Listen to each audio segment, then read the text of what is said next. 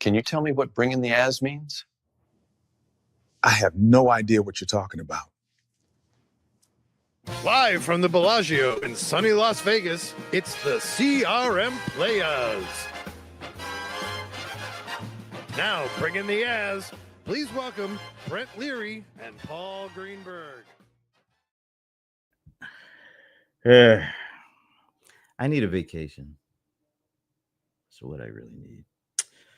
But in the meantime, I'm Brent Leary, and this is not CRM Players. Good old StreamYard got me once again. Anyway, it is actually Friday, a little afternoon Eastern here on June the 20th.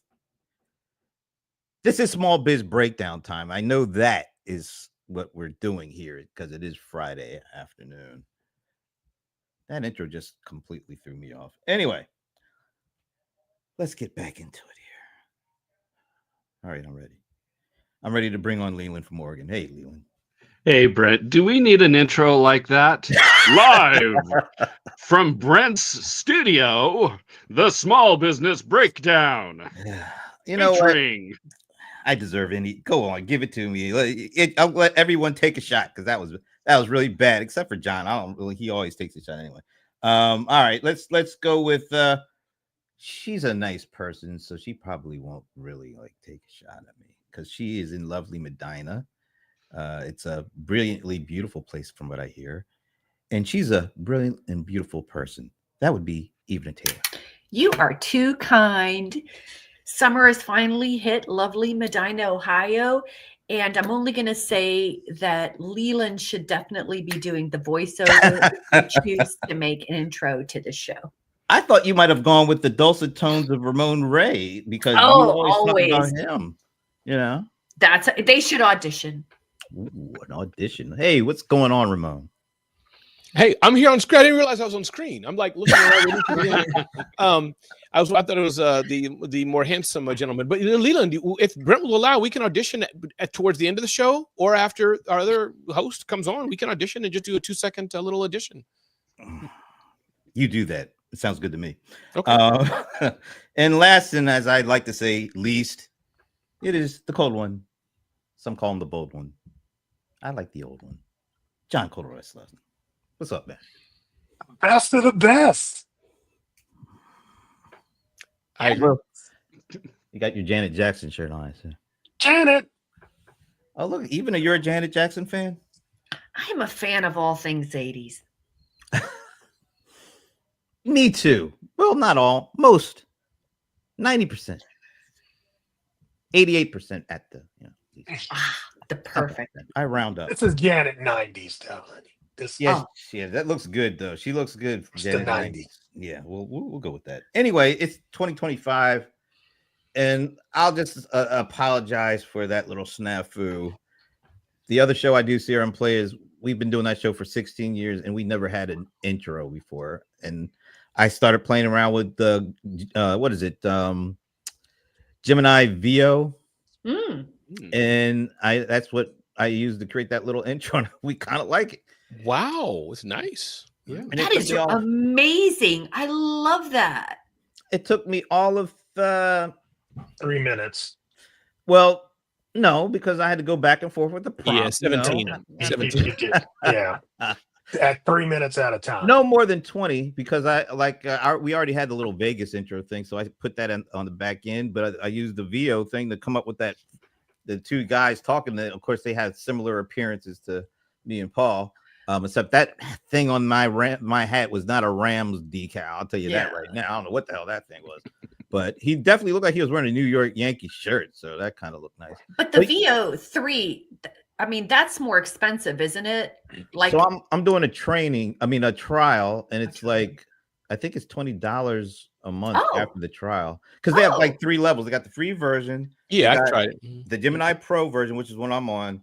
Then they have some kind of enterprise thing. Yeah. It's like really. It's actually now inside of the free one. Is it Workspace? Okay. No, it's inside of not Claude. I keep wanting to say Claude. Right? Jen's? No, it's inside of oh my god. What? Gemini Flow? What? What's the thing you use to make images with all the time, or like Oh, Midjourney. flyers and stuff. Canva? Canva. It's inside of Canva now. Oh, VO is VO3. Yes, VO3 is inside of Canva as of Alright. day before yesterday. Yesterday. Yeah. So, Oh, John, you I know mean, what? They're going to charge us more again. That's what I was going to ask. They just- No. you 'Cause really are, John, the AI expert, really up to date with all the new advanced technology, aren't you, John? I'm not an expert. I am an enthusiast. Big difference. I like that. Most people would have just took the Yeah. bait and said, "Oh yeah, I'm an expert. I know every damn thing." I like. No. This is what I'm going to give you a compliment on. Wow. You- What? I know. Stand Whoa. back, everybody. Hold on. Let me Wow. see if the thunder's going to start to clap. I give you a lot of credit because you do go in and do your research, and you also know the distinction between like an expert and an enthusiast, or somebody who really knows a lot about it, how to use it. But even the folks that create it sometimes shy away from saying they're an expert. Right. The folks that don't shy away from being an expert are as far away as being an expert as they are possibly able to be. And we know. I just shot you a link to something. Oh, we're not gosh. we're not gonna go You into are detail so about wrong. but we're not gonna go into detail on that. Anyway, No. Let's get into the show. And as I like to do usually, a lot of stuff has happened this week. We're kind of in a war of some sort, possibly, maybe, or we'll find out in 2 weeks. The Fed decided not to lower rates. Matter of fact, I have a little visual. I think I have a little visual of some of this stuff. Let me see if I can bring this up. Because come on, is that it? No. But you shouldn't be doing that yourself, Brent. You don't have a producer like a guy or gal on the soundboard or something like doing this for you? Anyways. Right. What's a soundboard? No, I'm just kidding. All right. So what I decided to do is just go to YouTube and just put in a search for a U.S. economy. And these are the first 3 things that came up. How international students bring billions to the U.S. economy. So that speaks to the old immigration thing. And that's from PBS, which you would consider is pretty much down the line. On Fox Business, it says the U.S. economy is slowing. Guggenheim's Ann Walsh claims. Now, that's Fox Business saying that. That ain't, MSNBC or whatever. So we got international students bringing billions. We have the U.S. economy slowing on Fox. And then on CNBC, which also, along with Fox, is pretty much right of center. Fed Chair Powell, the U.S. economy is in solid shape. Now, I got to go to this next screen grab. I hope this is it. Yeah. So Jerome Powell says we're in pretty good shape. That's why we're not lowering interest rates right now. But they did say they foresee 2 interest rate cuts before the end of the year. And that got him called a dummy by our current president as a pressure tactics ignore. One thing you got to say about Jerome Powell, he don't care what that guy says. All the stuff he gets called, all the things he tries to do to the guy to put pressure on. The guy has his job is safe until next year. So he's what I think is doing what's best for the economy. All right. And then Trump calls for the equivalent of 10 Fed rate cuts.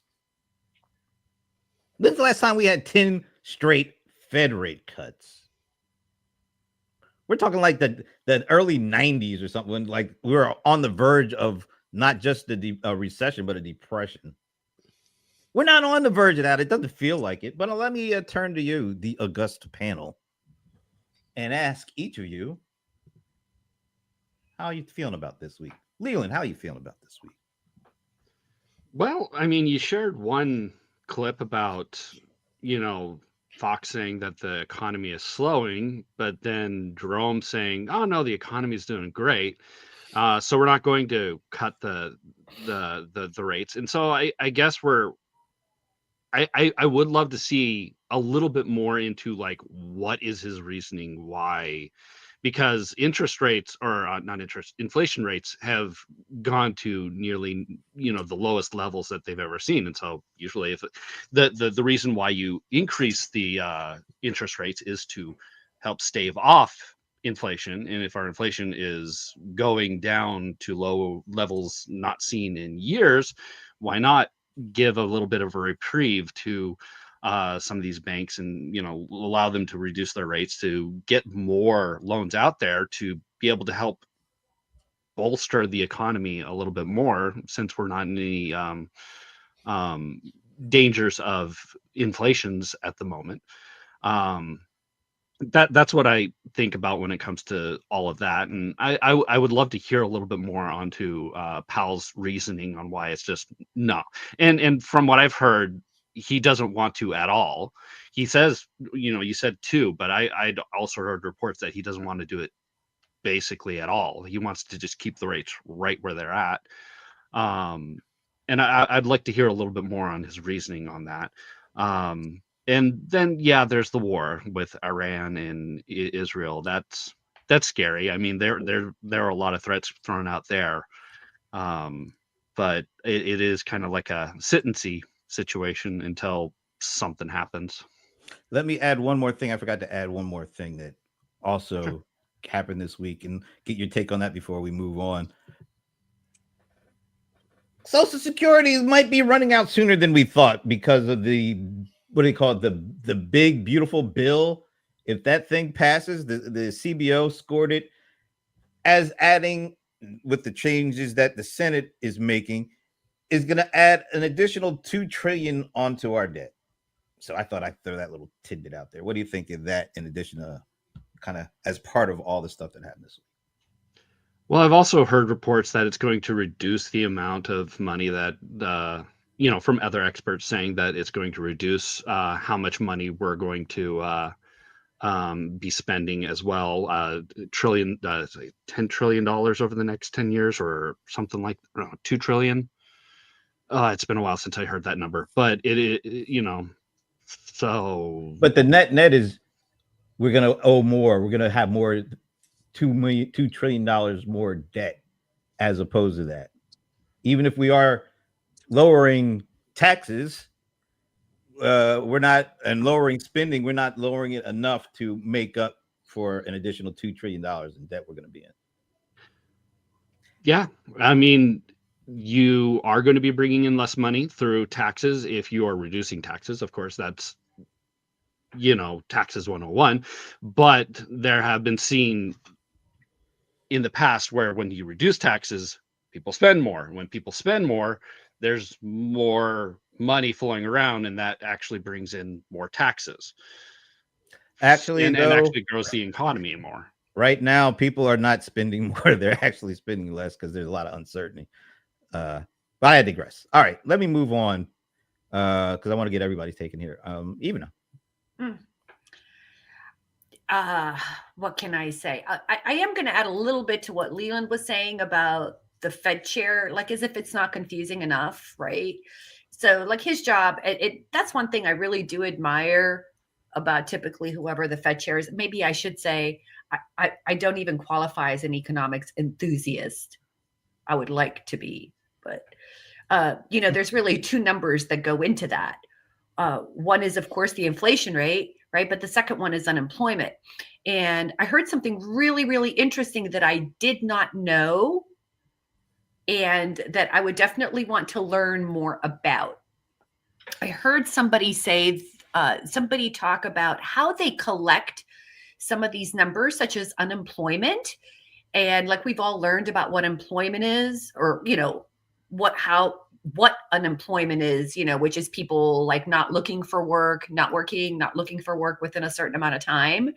But what I did not know is how they collect that number. And I heard that the way, and if somebody knows for sure, but this is what I've heard, is that it's actually done through phone calls, that they are calling people and saying, do you have someone in your house who's working or not working, or like going through these attributes?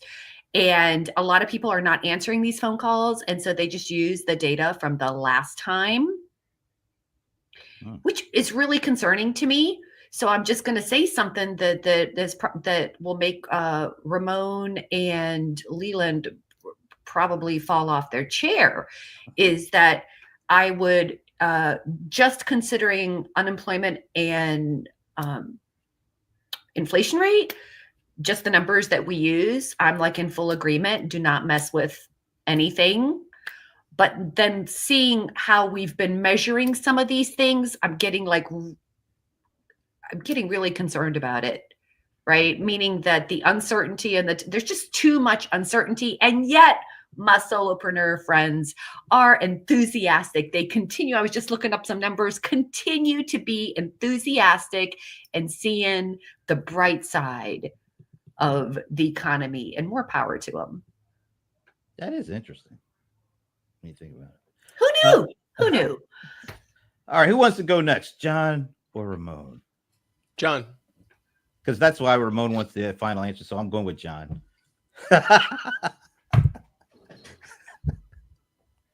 You're muted, by the way. Still muted. I'm sorry. Okay. One of the things is I'm like, even though I'm not like really that great with this economy stuff, but U.S. consumer spending is showing signs of slowing. And, the one thing is that the front loading, people are buying toilet paper. That's what they did. They're stocking up on toilet paper. We know that there's something coming. So they spent a lot of money in preparation for whatever is about to come because of the tariffs. So I think we're feeling this hangover from that spending and acting as if the economy's okay. But you'll see it later. Believe me now, believe me later.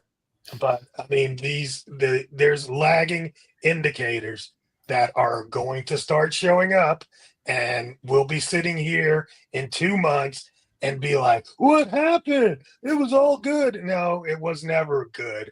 It's just people started moving the money, front loading, buying things. And now here we're going to be in third quarter, back to school, fourth quarter, holidays. And all of a sudden, people are not going to be spending, and we'll know why. It'll be because of what we're talking about today. All right.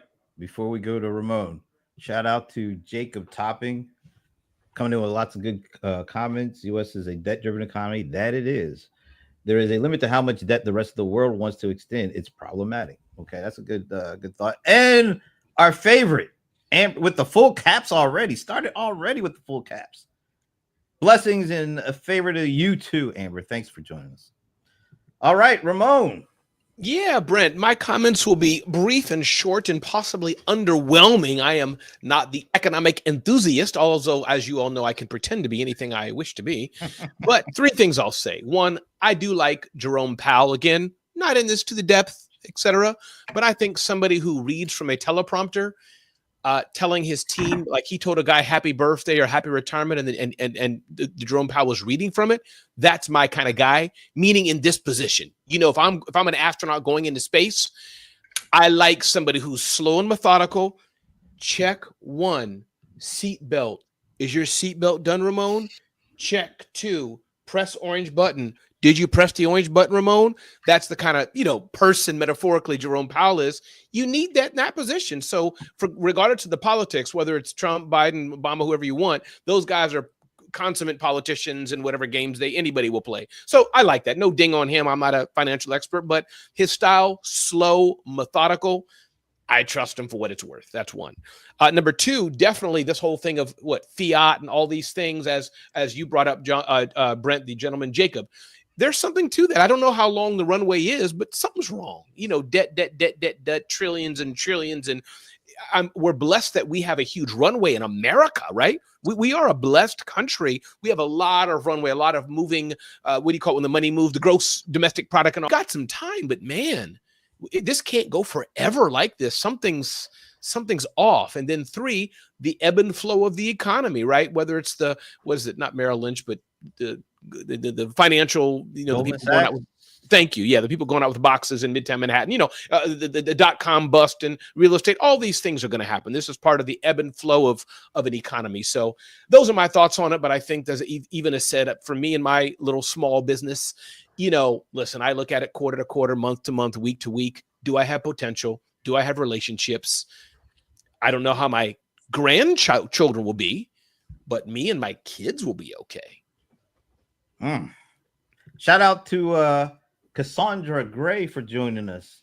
I need this. I had to do a presentation for school in Tampa.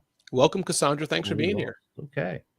I'll just toss a little thing out there about the Fed and the Fed's job. It is not to please any particular president. Correct.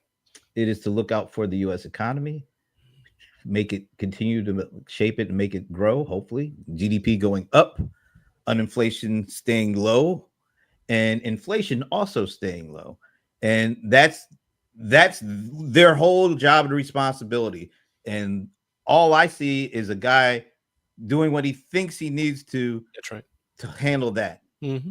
And I see another guy who has a higher up position wanting him to do anything that makes it look like the economy is growing, whether it means it's growing. So, he can say it's growing faster than every president that ever did at the expense of high inflation and high unemployment.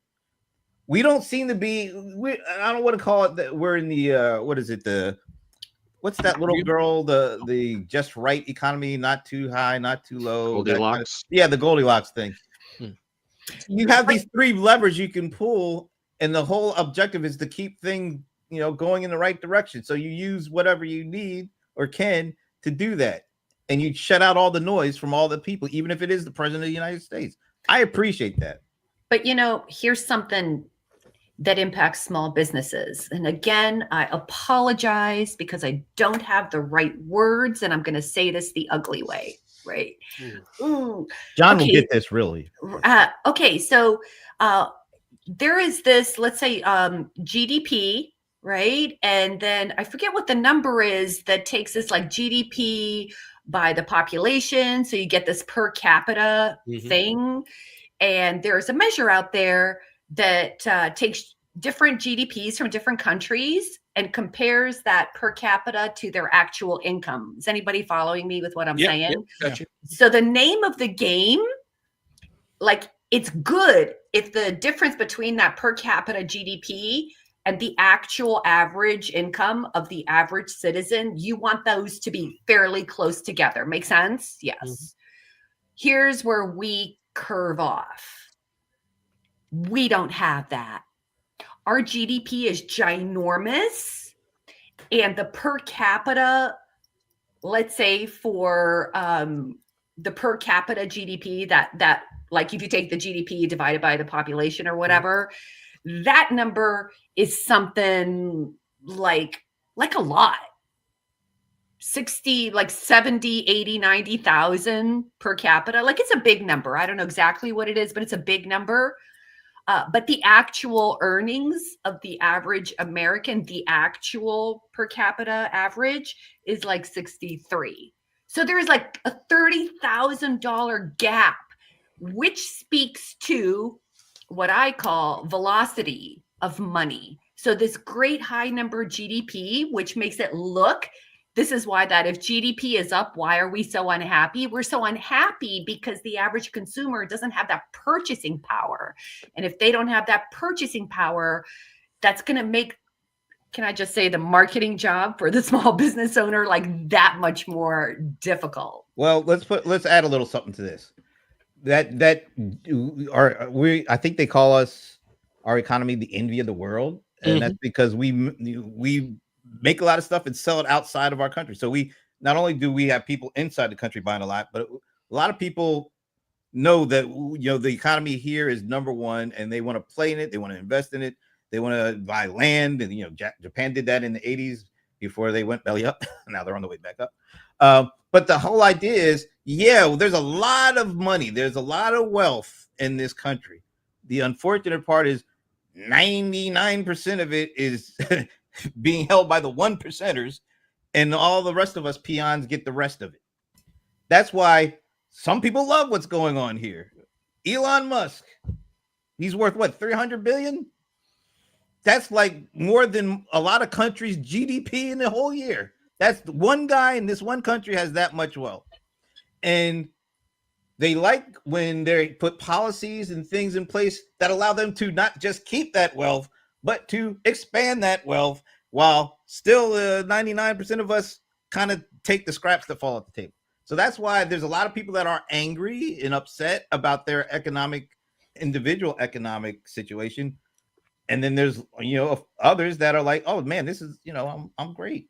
I'm Hey, good. Brent, I hear you on this, Brent, and I think that, and again, what I like about this conversation, the five of us being here, and Shashi when he joins us, I think we are the average regular people. Yes, in a tech bubble, but beyond that, average regular people who are just spitballing and doing our best to make the sense of the world, which I like about this. But I think two things I'll add, Brent. One, when the what's the guy who's running for the mayor of New York City? Not Cuomo, but the other guy. The one that got arrested the other day? Yes. No, I don't know what his name the is. other guy, the third guy, who the AOC's friend. The third, Orson Welles, the third man? Who wants to have the government running CVS, running grocery stores. Point is, I'm sure y'all can Google him while I'm talking. I forgot his name. But point is that, do we want somebody like him, or let's AOC, Alexandria Ocasio-Cortez, running the government on one hand, or do we want somebody, I guess what I'm trying to say is that there's no perfect equilibrium. Some people are saying, great, let's take the trillions and have free libraries, free car service, free bus service. Let's tax the rich even more, free daycare. That's money being spent. So take your pick, I guess what I'm trying to say, of how it is. And I don't know if anybody's going to be right, because the plebes like us will like it. I know many of my family, great, we get to go to the grocery store and free groceries for life for all of us. That might be damaging as well over time. So, Well, they tried those. Sorry, They tried those things in Russia, Venezuela, and then you get the bread lines. Going right to the communism and socialism. But Leland, as you know, John and even his people, that's what they want to bring back. So I don't know. Well, it worked. It worked for Adam and Eve. So, Man, we're going way back now. I mean, it's just it's just ridiculous. I mean, on one side, we have this utopian. I'm so Christian and religious, and I want the world at peace and all that. And then you give the opportunity for people that don't have enough enough substance to be able to exist. And all we sit around and do is count the pennies in our damn pockets. I just don't get it. I mean, you can't have it. You can't have it both ways. You just can't have it both ways. You can't be a good person and then start going out there and tell everybody else, fend for yourself. Really? Is that where we are? John, I just don't get it. John, I hear you, and I hear the pain in your heart, and the pain in your heart, sometimes it clouds your judgment, and I respect that, John. But my point being, John, is that I don't think we can even have that distant. I can't even keep a straight face. We can't even have that equilibrium. What I'm trying to say, John, is you can't go. I hear your point. Since you brought up Christian, Jesus said the poor you'll always have with you. So I guess my point is, seriously speaking, what do we do? That wasn't an excuse. That was not an excuse. I agree. Okay. I agree. No, it's not an excuse, John. But my point is, this goes back to this. Will we ever, and how do we get into a perfect world?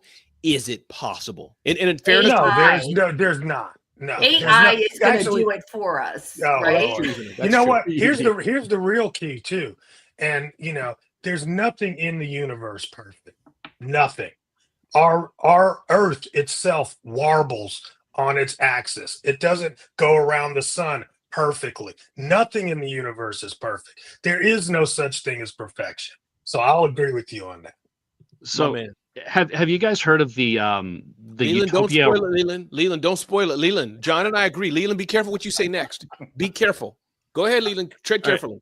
I'm just messing with you. Say your piece, man. Say what you want. So have you guys heard of the Utopia rat experiment that happened? This guy, Kendrick Lamar's last song. Oh, sorry. So this guy, he made a utopia for rats. He Oh, made rats. this Oh, rats. huge complex with a bunch of rats, put them in there, gave them food, no predators, no nothing. It's paradise. They don't have to want for anything. It's perfect. And within a couple of generations, you see the deterioration of society. And all of a sudden, at some Rat point, society? rat society, they're no longer breeding, they're grooming, there's a social I think I heard hierarchy. about this. I think I heard It, about and this. he Yeah, did yeah. it twice, and he got the same results.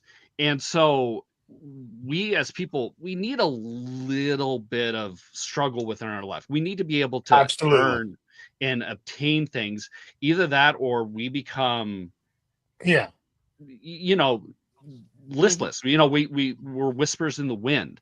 And I do see that sometimes with people. Like I have a lot of people that are on the poorer side, and they live off of basically every government assistance. They don't work, and their life is not great. Even though they have all the freedom in the world, their life isn't great. Mhm. I'm all for helping people when they're down, they're out. Let's give them food, let's give them medical attention, but let's get them onto a track where they could take care of themselves. And I've had friends who have been on social services where the social services make it very difficult to actually get off of social services. You know, they make right. it where it's like you have to use this doctor that's Yeah. 3 They hours give you just away. enough to stick, Yep. to stick and stay. Mhm. And you know, even like medical coverage, it's like if you want to get off of medical coverage, you have to, once you hit like say a certain amount of money, all of a sudden you're kicked off completely, and now you are on the hook for $1,000, $1,500 worth of medical coverage per month. And it becomes very difficult to be like, well, I don't want to get that promotion, because if I get that promotion, all of a sudden I lose my medical coverage and I'm out $1,500 a month. Yep. And it And makes it so- hard for them to be an entrepreneur That's right. Mhm. because they have to show up at certain places at certain times, and which goes completely against, like, let's say if you're doing landscaping, you're doing house cleaning, just like that bare bones off of welfare, like entrepreneurial business that you can start. I have found people, like when I was doing training for that they literally cannot, they're like, I can't schedule people on certain days because I have to like sit at this office, or I have to do these, jump through these hoops, to your point, Leland, you know. And I think my observation is that we can all get away from, one thing I love about this group is that we all sit in different spaces and have different experiences. And I think, and yet we are all friends and have been for decades. And so I think that most people are somewhere in between. No one is advocating for a utopia rat where society. nobody works, right? Yeah. Nobody's advocating Right. for that. And at the same time, I'm sure that you all are also not advocating for any other extreme, right? Because anything taken to its extreme becomes its opposite, and then it sort of goes full circle, right? So I think that what we advocate for, at least as small business enthusiasts in different areas, I love that's a word today, is that anyone, I think we can agree with this.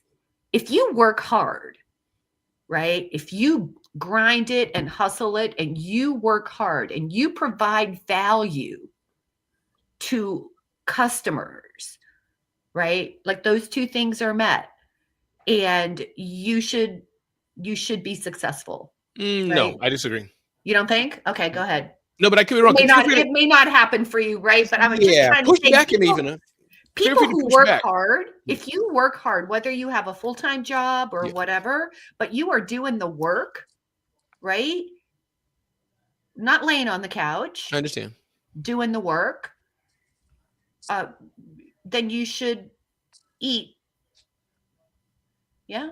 Yeah, you should eat. Yeah, I thought you meant when you said successful. That's the only thing I think. I do Oh believe. yeah. I mean, the other I'm two saying things that for me- I think to your point, Ramon, I think that people who work hard, whether they are an employee and work a full-time job, or whether they are an entrepreneur and I'm not, and actually, like, let's say you have a landscaping business or like whatever your thing is, right? That if you were doing that work, then you should be able to afford housing and See, even I don't see that's even a yeah. I I don't don't. think if you're doing the work. Well, see, that's the challenge. See, that's the part that gets me. Let's take landscaping. It's a great commodity type business. You know, we all get that. But I guess I can imagine two people, one working really, really hard. Yeah. But even as you know, even still their pricing's off.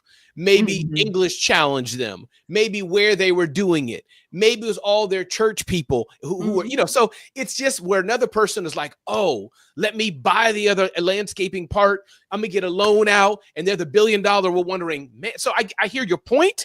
But as I know, I think you'll, you know, you see it even that hard work thing. There's a lot of people around us. Look at us here, right? We're all different levels. I mean, look at me. Y'all four working, us five right here. I'm working hard, trying to do the best I can.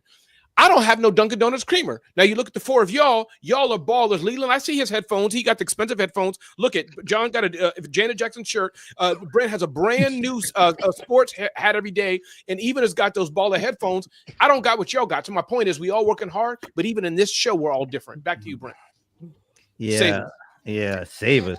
I want to go back to like the whole point of this is what messages do we have for small businesses, right? How is a small business supposed to what are some things they can be doing, right? Given all of this, that's the key, right? It is what it is. What should they be doing? Tell us what should they be doing. No, I want to. So what do you think they should be doing, even? About what? To have a successful business, to be better off, I guess. I mean, given all the circumstances, all the things that we're talking about, at least the people that I have been engaging with over the past few weeks are really, really doubling down on understanding their customers and their audience, working hard to understand what it is, what is that value that they provide. I think that when the economy gets tough, it gets harder. To your point, Ramon, which landscaper should you choose? Right, like the one that's the key. There goes the difference. Then landscaper A. We're not in disagreement, right? This is why I said earlier. I think I'm seeing from my very narrow lens. I'm seeing a lot of small business owners recognize how important messaging is, how important it is to know their business, to understand their customer, and to articulate the value that they provide so that they can get chosen, so that they can create proper pricing. And I think when the economy is doing well, see, I told you, Ramon, right here, I see you, my man, right? Because when the economy is going well, a lot of people are doing well. And maybe some like less than stellar practices seem to be okay. But now that you have more and more people choosing, let's say, to become a solopreneur and not just being dumped into it, they're making choices to do that. Or you got to get sharper. At least that's just been my anecdotal experience over the last couple weeks. Get sharper. That's the key right there. Get sharper. I love it. Anything to add, Leland? Looks like you're thinking there. I'd say don't be afraid to pivot, because that's the big thing about the economy is that it's always changing, it's always moving, things are always being announced, new technologies.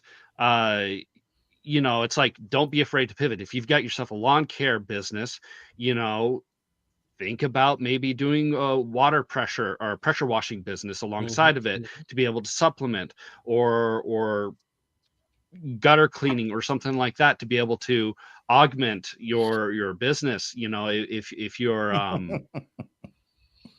what? I'm just laughing at the comment with John with the Janet Jackson shirt on. And Leland, in addition to the pivot, like I like what you're saying, Leland. I think this is where we're all gelling here together, and I wish we could argue more. I prefer to argue than agree. But point being is that I think you're right on this. This is where the pivot, right? This is where being smarter, not just working harder, but being smarter, and knowing that it's a bit of luck, a bit of thinking, a bit of, and that's why I think, even back to your point, I do think there are different types, as I've said many times, of small businesses. There are those that are just working hard, but they're always eking it out. They're always at the brink of failure because they're not getting sharper. I'm using your words even, and what you're saying, Leland. They don't know how to pivot. They don't know pricing. They didn't read the top books that are just on over our shelves. Rocket Fuel, Eric Thomas's book, Like Switch, Seth Godin's This Is Marketing. I'm They waiting don't- for they're not John's doing book this. to come up in that list. Oh yeah, no problem. We can do that. We can go there too. Oh yeah, there we go. Right there. Here we go. Yeah. There, see, there it is. So, anyways, We're gelling enthusiastically. yeah. We're enthusiastic. Y'all are really. Shout out to RJ Martinez for joining us. Yeah, he had a RJ! Janet Jackson shirt on. Amber is saying, yes, adapting to change in a productive manner is very. All right, I'm gonna have to all this agreeing stuff, man. Oh, he's gonna throw some. Let's break out the I don't think guitars. John- I don't Let's kumbaya. I'm not sure that John quite agrees with right, John. I'm kind of looking at your face. I mean, it's great. It's cool. It's just nothing new. Yes. Yeah. That's what it is. It's not these are core strategies you need to have, and a lot of business owners don't have them. Correct. That's why they go out of business, Correct. and they should. Well, let's be honest Everybody about some can't of this survive. stuff. Yeah, let's be honest. Some of these Not folks, in Ramon's world. We some all of these have. folks go into business because they got fired and they got to do something to make a living. They don't really want to. They would rather have a nice salary and time off and vacations and bennies. And there's absolutely nothing wrong with that. And when they get laid off, they have to go into scramble mode and do what they. I'm gonna feel give like. you one thing that nobody ever tells you. What's that? Okay, this is most business owners during times like this, slow economies, they go down in terms of they go to the lower tier. I want to encourage people to go up. So instead of starting to figure out how to get more lower price products, Mm-hmm. figure out how to get more higher price products, figure out how to start taking more market share on the higher tier as opposed to dumbing it all down so we can get more of the lower tier stuff. Basically, go get up. sharper. Get sharper, John. You just told from even to get sharper.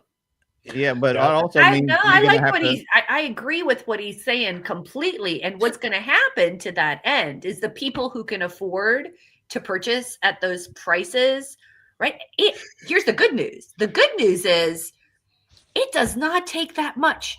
Perhaps just calling people back, showing up on time, doing what you said you were going to do, just like a couple small things, right? But at the same time, you will have to compete against people who have been selling to those people for a long time.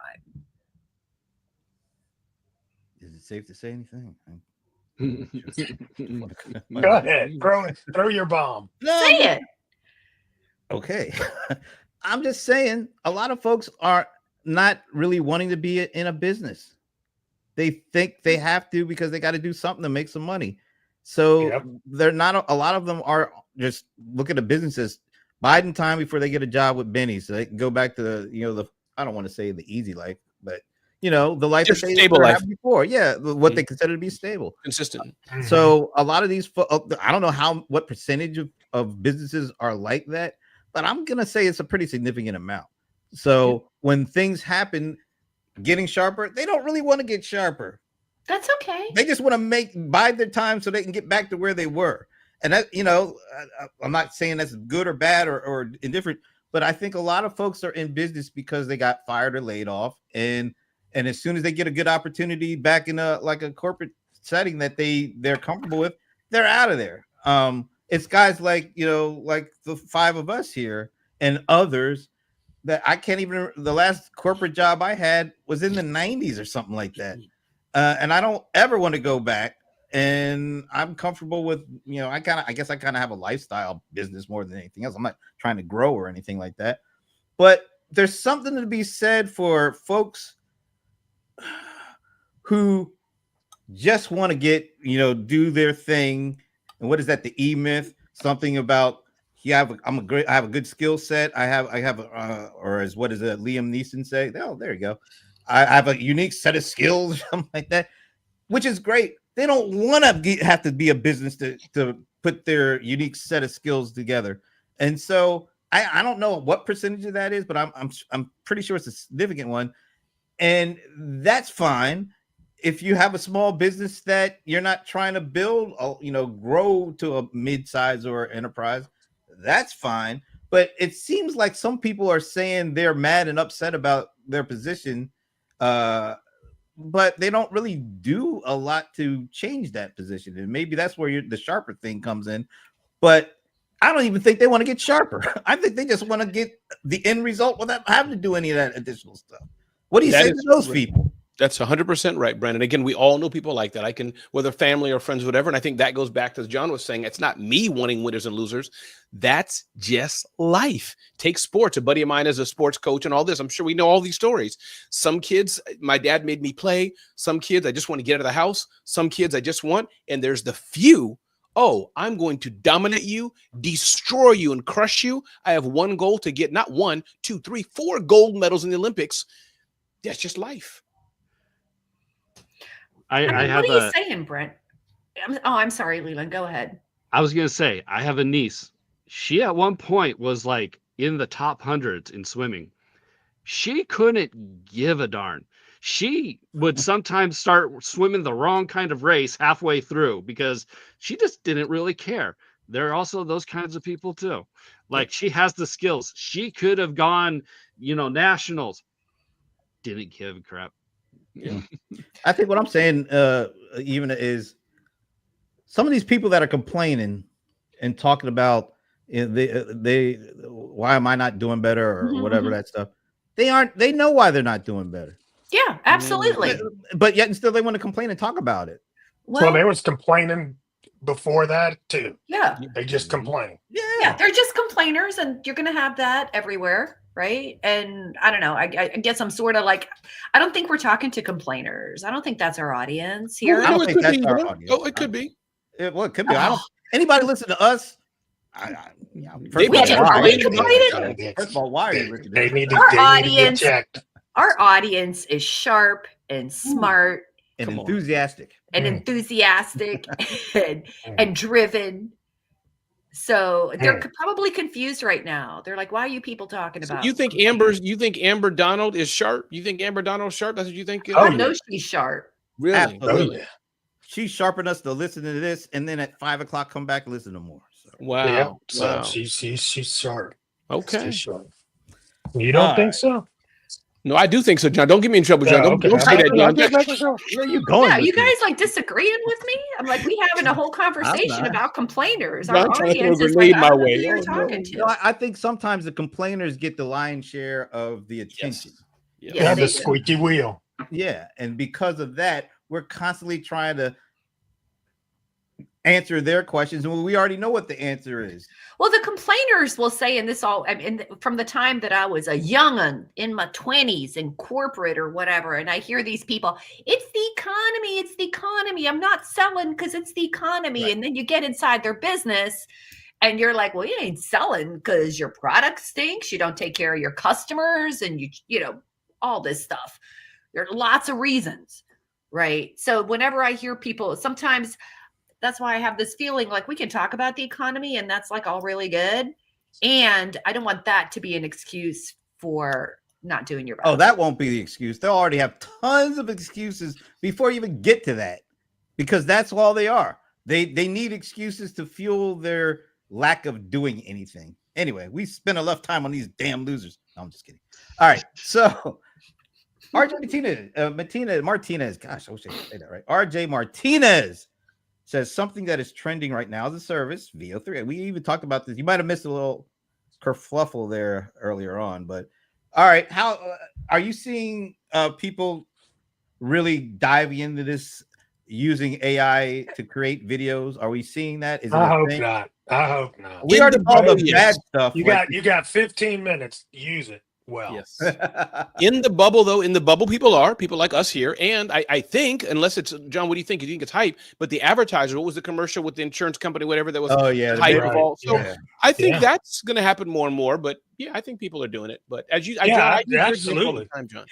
It's going to be like a pop-up, right? I think AI ads and stuff are going to be like freaking pop-ups. And we all know what those are like. Everyone hates them, Oh, but they work. Yeah, good point. You know what I'm saying? no, It's I that think- annoying thing. I don't know, man. I've been watching people talking about AI earlier. I saw this report that says AI makes children dumber or people dumber, and I'm like, only dumb people. Yeah, but here's the thing: what we're seeing right now is great, but 15 minutes from now, everybody's going to be able to do it. That's right. And so go deep into it and really learn the mechanics of what it takes to make a good video in terms of storytelling, dude, that takes work. building on characters, It you takes know, work. and all that kind of stuff. Because that's what's going to be the most important part. Because yes, right now that one guy took him about $2,000 worth of Mhm. video credits. It took him 2 weeks or 2 days, 2 days yep. to make that commercial, right? Whatever that is, 6 months from now, cut that in half. That's right. And then 6 months from now, cut that in half again. That's where we're at. Yeah, well, here's the issue with everything you just said. And the first thing you started off with is, I think you talked about, or you mentioned the word storytelling. Yeah. People don't want to spend no time to craft a real story these days. They either want ChatGPT to give it to them, just like they wanted ChatGPT to give me a paragraph on this and that, and so that they don't have to spend any time or effort actually crafting something anymore. This is going to be worse with video. We're going to see all bunch of junk because it's going to be so easy to just put a prompt together and have something show up, and people are going to be, oh, it's exciting. This is great. I did that. And all I have to say to that is, you did nothing. That's all. I'm just saying, I'll be the first one to say it. We're going to see we're going to be deluged with terrible videos, crazy stuff. We already got the damn babies out there. I saw another one. I saw like a whole deluge of new babies things. Babies with beards, cussing like a sailor. Is that That's what we awesome. need more of? I need Brent? more babies cussing, yes. Hey, Brent. We- Brent. Hey, Brent, this is Small Business Breakdown. Brent, you're right. Listen, everybody. Hey, I'm we're gonna going to have a quick break down. right now. Sorry. Everybody, so Brent can recover. Guys who are listening, it's okay, everybody. This is Brent. Brent, just take 10 seconds, brother. okay. You'll be all right. It's okay. All right. But I do We want need to a say, new show. It We was, need that, a last, new it was show. that last baby cussing with the beard. I'm telling you, Yeah. that was just a little over the top. But another side of Oh, it, gosh. A new show called Just Saying. let's keep a thought. Another thing you mentioned, Michael Gerber's about to bring it back, is that this goes back to the different types of business. All of us here, meaning for me, I play with these tools, but as I'm building my perfect business, I mean, just talking faith, I'm not going to be doing all this with the tools. I'm hiring I'm going back to the traditional Upwork, Fiverr, some other country, whatever it is, because I'm learning that I'm running my business.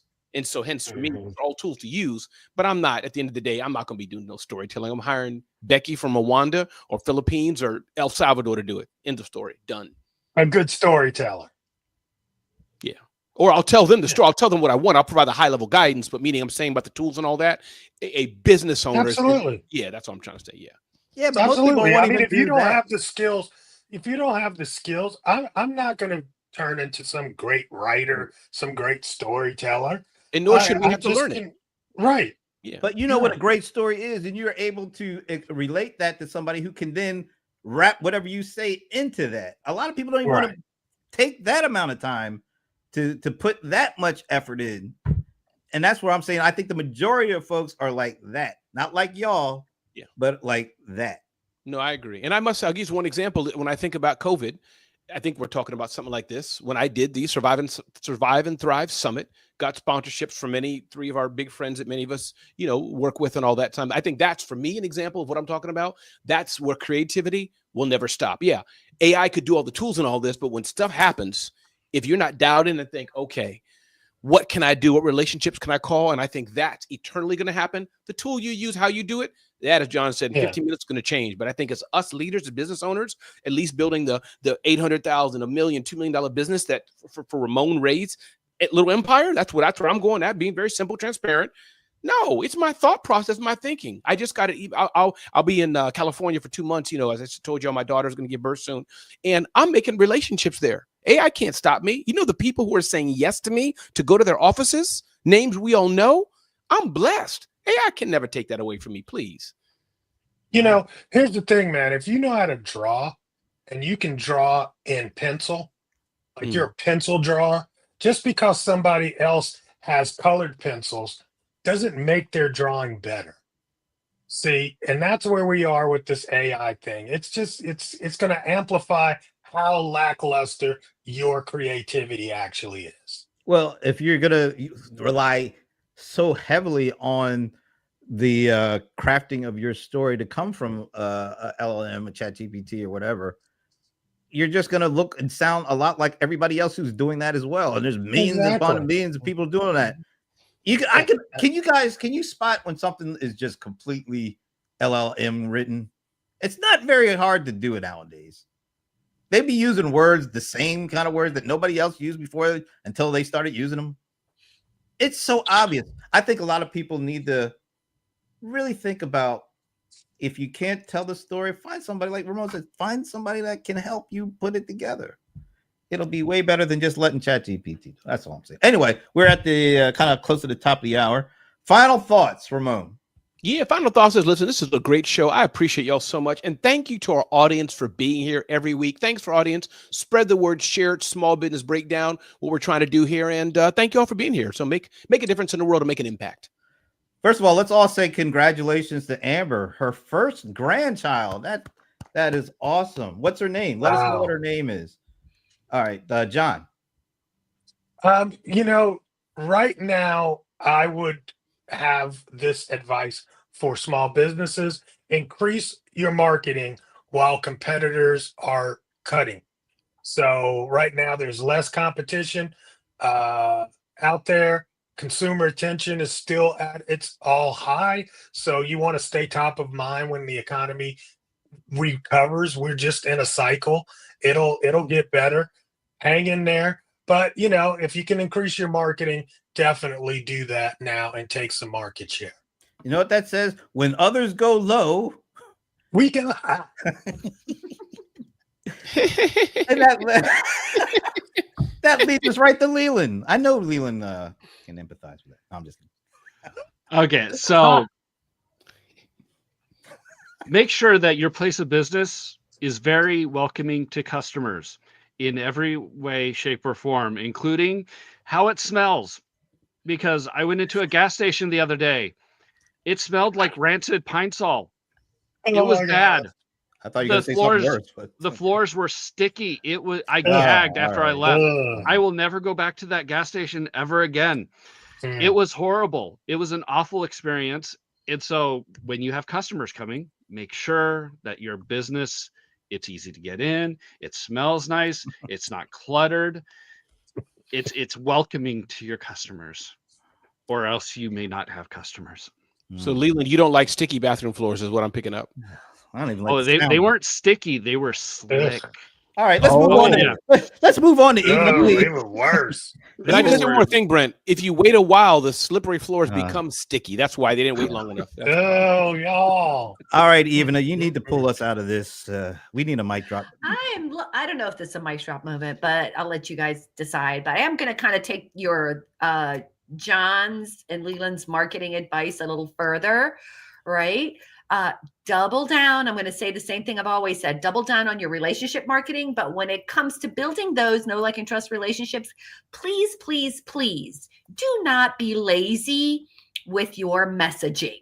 Okay. I talked to a caterer the other day and she was like, and I said, well, what are you known for? And she's like, great food, setting up nice, and all this stuff. I'm like, girl, pick something. Pick one thing. That, like, do you do vegan food well? Do you show up on time? Do you give great leftovers? I mean, I don't know. Pick something. Pick that one thing. Do not be lazy. And if you are not sure of what to pick, talk to your customers and say, hey, why did you choose me? What was it about me that made me the ideal choice for you? Please do not be lazy, because to summarize all the tips today, that's what's going to make you stand out and grab that market share. You know what? They need to become a messaging enthusiast. I think that would be a really good thing to do. And it takes practice. Yeah, what's the other thing? People were like, well, I'm not really clear about this, and I'm just, blah, blah, blah. I'm like, practice. Because that person's body language is going to tell you. If their face is looking like, that's not a good message. Try again. Even though you should record the way you just said practice, you should record it and then send it out to people. Practice. I mean, that was pretty, that was pretty effective. Yeah, sorry. I sounded like what we would say in Serbian, the tetka tetka, is like that old lady. It's like, the tetka tetka. All right. I'll never be able to say that again, but all right. This is a, despite the way it started with my snafu, everything came together. It was a great conversation as usual. We will be back next Friday the 27th. Nothing special about that date, but it is Friday. And that means Small Biz Breakdown. So we will see you next week. Have a great weekend. Jeez.